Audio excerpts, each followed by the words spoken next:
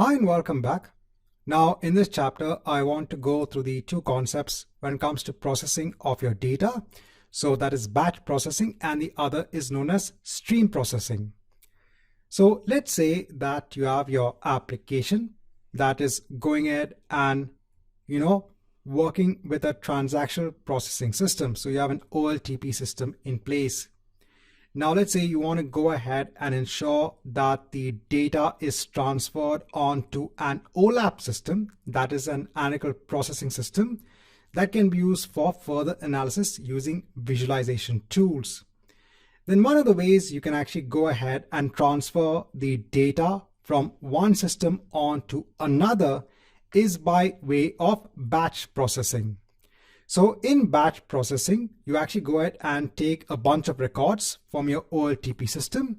You go ahead and process the records accordingly, and you can go ahead and transfer the data or those records onto your destination OLAP system.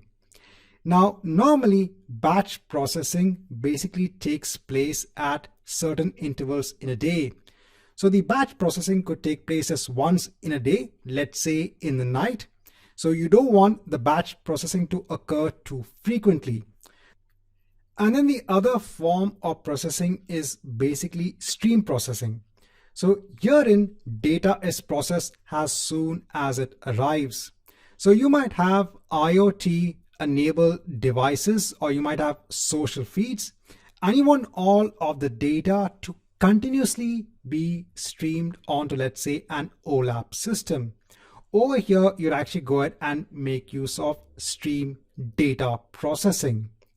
So you might have telemetry data from, let's say, your servers that need to be streamed onto an OLAP system. Anything that needs to be streamed continuously onto a destination, you'll go ahead and use stream processing. If you want to go ahead and run something has a job, something has a batch, then go ahead and use batch processing accordingly. Right, so in this chapter, I want to give an overview when it comes to batch and stream processing.